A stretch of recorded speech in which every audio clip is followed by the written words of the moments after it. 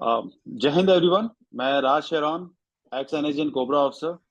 तो जैसा कि आपको पता है कि CAPF 2023 का रिजल्ट, फाइनल रिजल्ट आ चुके हैं। तो आज हमारे साथ जुड़े हुए हैं all India rank 290 mister Abhishek Kumar. सो ये वो एक सक्सेसफुल कैंडिडेट हैं जो जिनका फाइनल लिस्ट में नाम आया है। तो आज हम इनकी जो जर्नी रही है, right from preparation to final merit list में जो इनका नाम आया है, तो उनकी जर्नी के बारे में बात करेंगे और इनके एक्सपीरियंस के बारे में जानेंगे, एंड अपार्ट फ्रॉम दैट इनके थोड़े बैकग्राउंड के बारे में जानने की कोशिश करेंगे। So welcome Abhishek. Thank you sir. And first of all यार, हार्टिएस्ट कॉन्ग्रेचुलेशन, बहुत बहुत शुभकामनाएं आपको। आई होप आप खुश होंगे काफी। यस सर, बिल्कुल सर, बहुत खुश हैं हम। चलिए फाइनल गुड। मेरिट लिस्ट में नाम है। नहीं नहीं, एक्चुअली खुशी की बात भी है, ऐसा नहीं है कि मतलब मैं ये नहीं कहता कि वो छोटा मोटा एग्जाम था, अच्छा लेवल का एग्जाम होता है। तो और यस लाखों सर। लोगों में से कुछ 200-400 लोग सिलेक्ट होते हैं, तो it's a very big deal, है कि नहीं अभिषेक? Yes sir. बिल्कुल। तो अभिषेक, चलो मैं आपसे जानना चाहूंगा कि आप थोड़ा अपने बैकग्राउंड, अपना थोड़ा अपने बारे में बताइए लोगों को कि आपकी कैसी जर्नी रही है, राइट फ्रॉम जब आपने प्रिपरेशन करना शुरू किया, कैसा फैमिली सपोर्ट था, फैमिली में कौन कौन है, और आप यहाँ तक कैसे पहुंचे। सर, जनरली हमारी फैमिली जो है कंबाइंड फैमिली है, और वैसे फैमिली ने काफ़ी सपोर्ट किया। और जो हमारा शुरुआत का जो एजुकेशन रहा मेरा, नवोदय से रहा। पहले 1 to 5 मेरा गांव से रहा, गांव के स्कूल से। फिर 6 to 12 जो है जवाहर नवोदय विद्यालय हरदोई से रहा। उसके ग्रेट। बाद ग्रेजुएशन मैंने अपना कानपुर यूनिवर्सिटी से किया, मैथमेटिक्स से। ओके।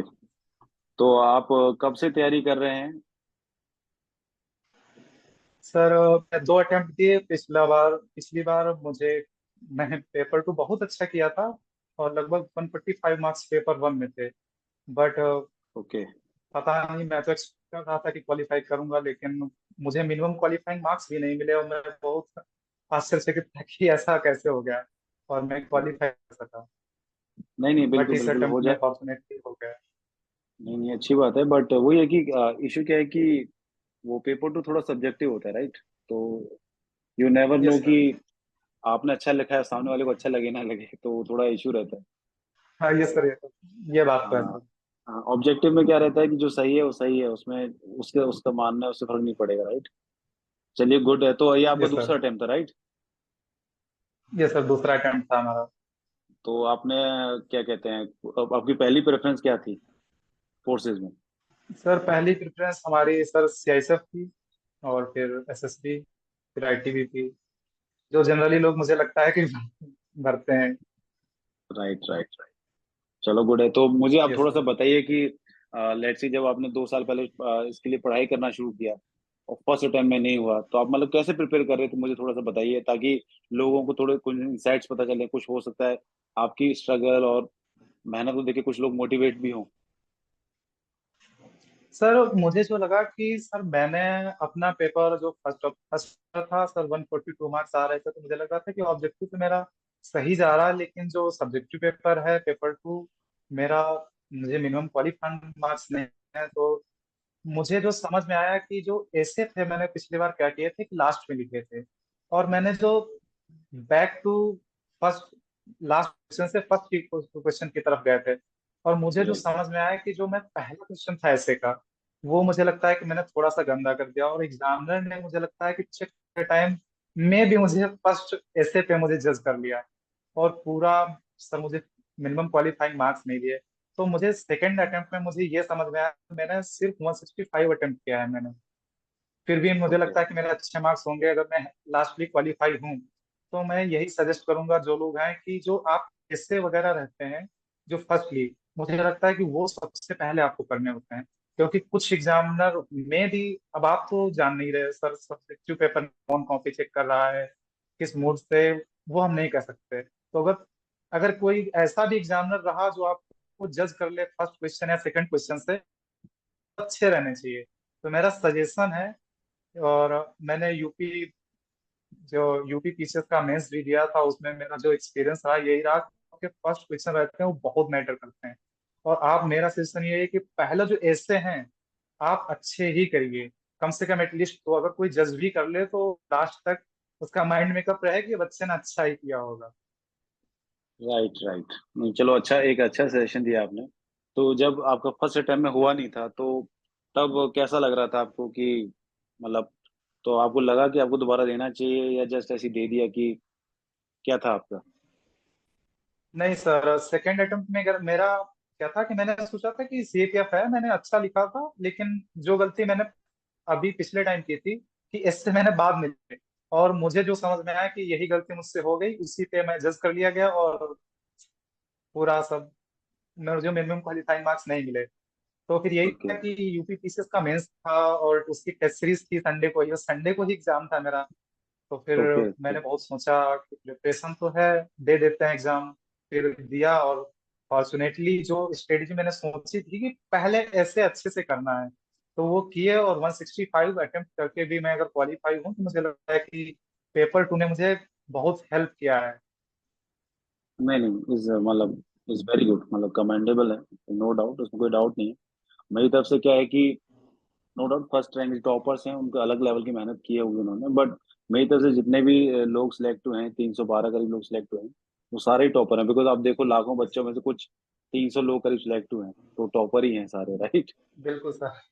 तो बिल्कुल सर। मुझे आप थोड़ा बताइए कि वात्सल्य ने आपकी किस तरह की हेल्प की आपकी?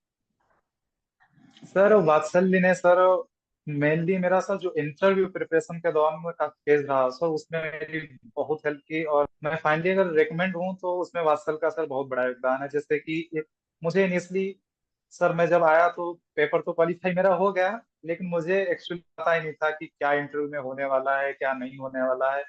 तो फिर मुझे यहाँ से पता चला कि पहले अपने डेफ को बहुत अच्छे से करना है, और फिर इन चीज पे डेफ में पॉइंटर्स कैसे बना के, कैसे पॉइंटर्स अपने तैयार करने हैं।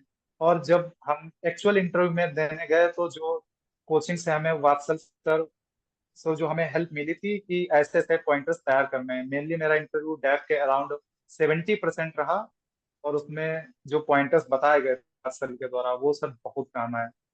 और तो मेरा यही मानना है कि अगर कि वात्सल का अच्छा खासा इंटरव्यू प्रिपरेशन के दौरान तो सर बहुत बड़ा योगदान है मेरे रिकमेंडेशन में। चलो यार, thank you very much. And जो मुझे थोड़ा सा आप अपने इंटरव्यू, जो यूपीएससी जो इंटरव्यू दिए थे, उसका थोड़ा एक्सपीरियंस यस शेयर सर। करो आप।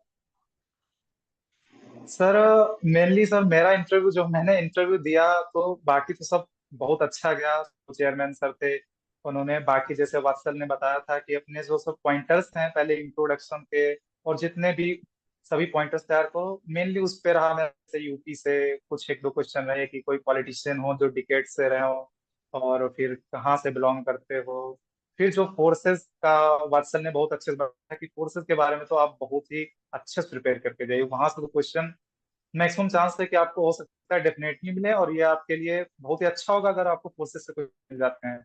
तो यही हुआ और मेरे लिए बहुत अच्छा हुआ। प्लस एक मैम थी, मैम ने एप्टीट्यूड क्वेश्चन पूछे, और वात्सल के द्वारा मुझे बताया गया था कि सर अगर वहाँ पे ऐसे क्वेश्चन पूछे जाते हैं जो आपको बहुत ही डिलेमा में डालते हैं, और बार बार इंटरव्यू वगैरह, नहीं नहीं ये सही नहीं है आंसर, ये आप सही नहीं दे रहे हैं, अच्छे से आंसर दीजिए, दूसरा आंसर बताइए, तो उसमें परेशान नहीं होना है। एक्चुअली वो आपको, वो परेशान करने की कोशिश कर रहे हैं, बस वो आपका, आपको चेक कर रहे हैं कि में कितनी स्ट्रेंथ है, आप अपने कॉन्फिडेंस है अपने आंसर के लिए कि नहीं आंसर।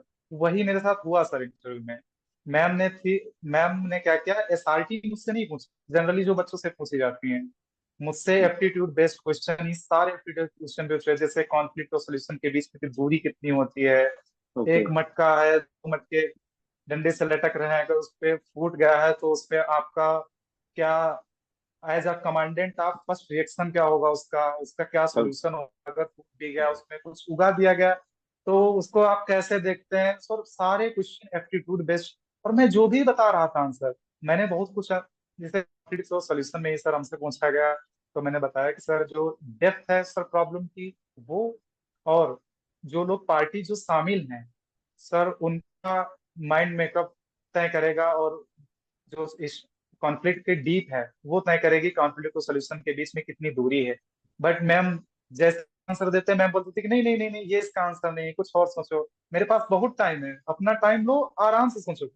फिर मुझे आंसर करो। तो मैम ने मुझे बहुत परेशान किया। इंटरव्यू लगभग लगभग 28 मिनट चला होगा, और वेरी उसमें से गुड। मैम ने कम से कम मेरे 15-16 मिनट लिए।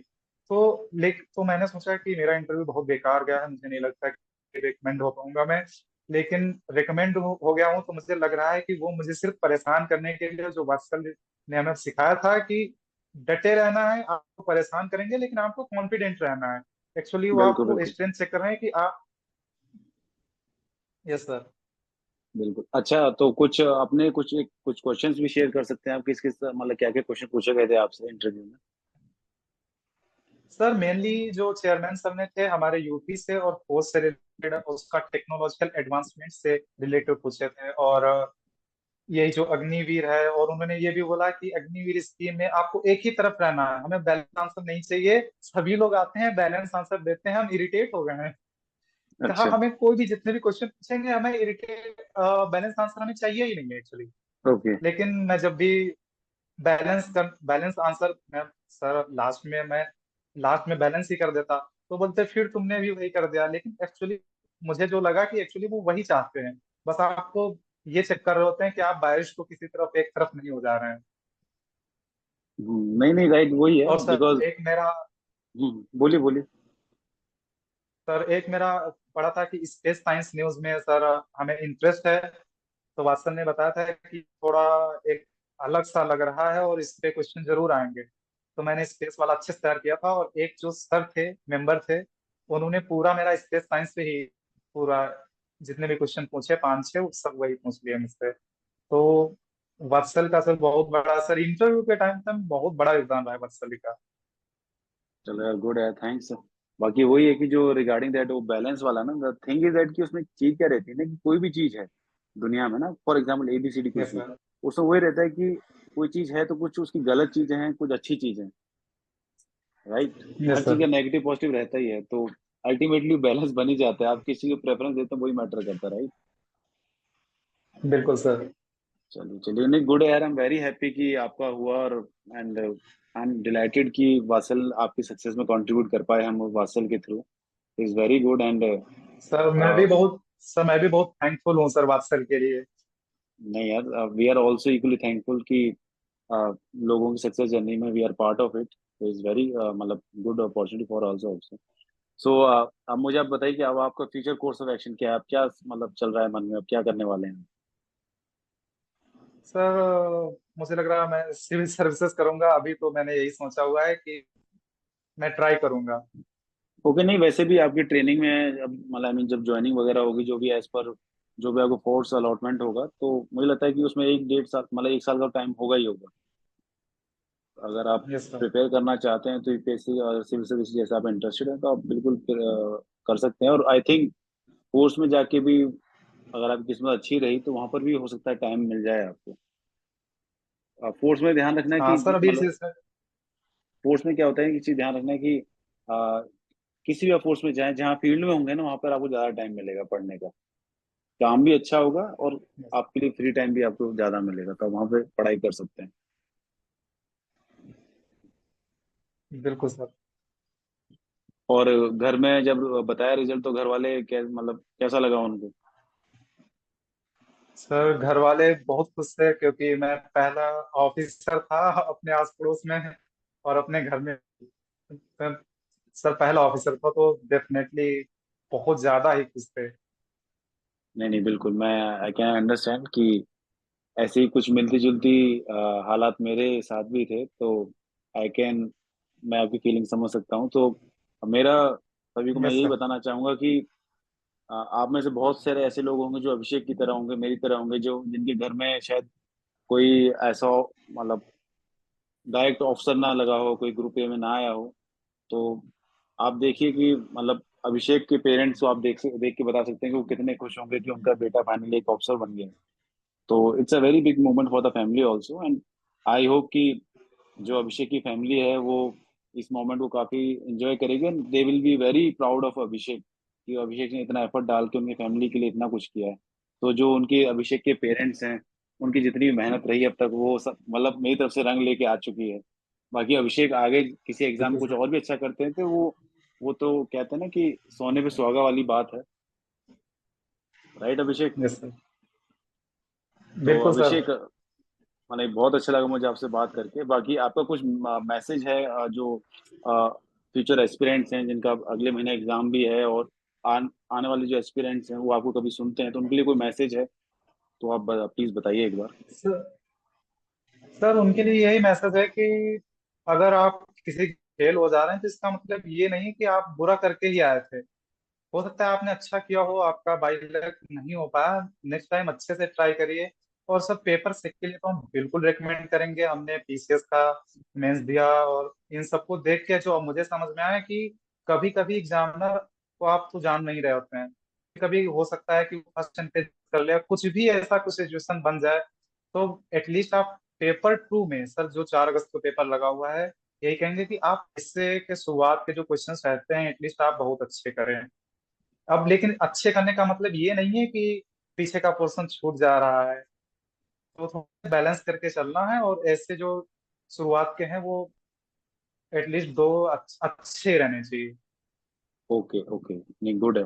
अच्छा, मेरा एक सवाल और है आपसे आखिरी में कि जैसे कुछ लोग हैं जो बिल्कुल अभी सर। प्रिपरेशन करना शुरू करेंगे, मे बी वो 2025 में अपना अटेम्प्ट देंगे, तो उनके लिए आपके आपकी तरफ यस से सर। क्या मैसेज है कि अपना टाइम कैसे मैनेज करें, इन अपनी जो पढ़ाई के साथ साथ अपना टाइम एंजॉय भी करें ना करें, या पढ़ाई में लगे रहें, तो उनके लिए क्या मतलब थोड़ा स्ट्रेटजी बताना चाहेंगे आप?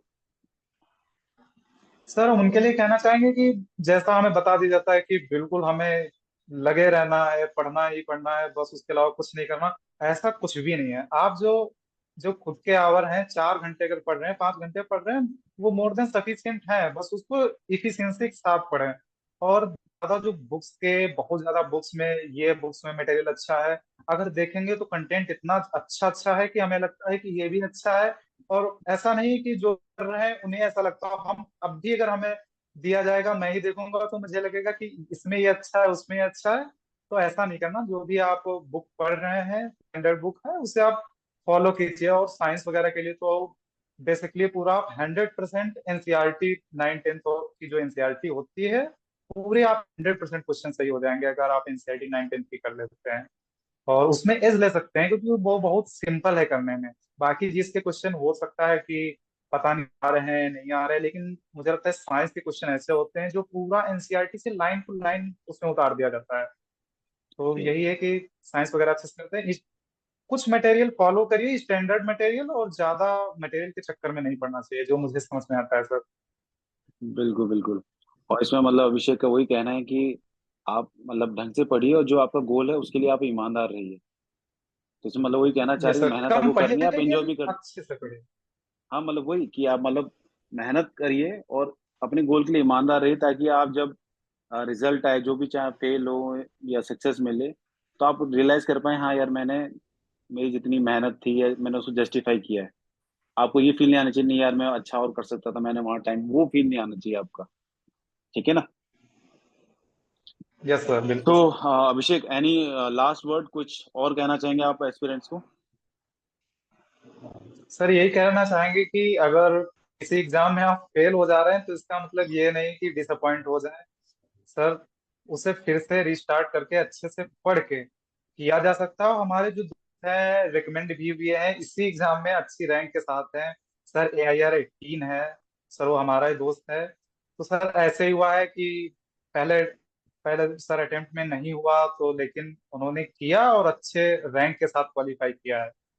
तो सर अगर फेल हो जा रहे हैं तो फेल होना कोई बुरी बात नहीं है। बस बिल्कुल उसे अच्छे से कीजिए, क्या कमी रह गई उसे देखना है। और बिल्कुल परेशान तो बिल्कुल नहीं होना है। बिल्कुल बिल्कुल बिल्कुल। चलिए, बहुत बहुत धन्यवाद Abhishek, and my heartiest congratulations again, आपको बहुत बहुत तहे दिल से आपको शुभकामनाएं, आपको, आपके परिवार को भी। एंड चलिए, आपसे कभी मिलना होगा तो बिल्कुल मिलेंगे, एंड मैं आई बी मोर देन हैप्पी कि जब आप यूनिफॉर्म पहन के अभी आपसे मिलता हूँ तो आई होप आप मुझे पहचान पाए। अरे सर हम खुद ही आपसे मिलना चाहेंगे जब भी हमारा मिलना हो सकेगा। नहीं नहीं, बिल्कुल यार, आई बी मोर देन हैप्पी कि मैं कभी जब जो मेरे जिनको जिनको मेरी वजह से success mill, I am not, I am saying कि मेरी वजह से, बट मैंने थोड़ा बहुत भी कंट्रीब्यूट किया है मेरी सक्सेस में, तो आई बी मोर देन हैप्पी कि वो जब उस रोल में मुझे उनको देखूंगा, जिस रोल में मैं 10 साल पहले वहां गया, 10 से 11 साल पहले, तो मुझे obviously it is like a proud moment for me. चलो यार, thank you Abhishek, thank you for your time and best wishes जो भी आप करें, एंड मुझे जरूर बताइएगा कि क्या अलॉटमेंट मिलता है आपको और कब ज्वाइनिंग कर रहे हैं आप, ठीक है। बिल्कुल सर। और अपने पिक्स वगैरह शेयर बिल्कुल करना जब इन्फॉर्म आप करेंगे। यूनिफॉर्म पहनते हैं तो। बिल्कुल सर। बिल्कुल सर, शेयर करेंगे। एंड खुशी होगी सर। बिल्कुल बिल्कुल। चलो ठीक है यार, एंड वासल की तरफ से, मेरी तरफ से आपको once again heartiest congratulation. Thank you sir.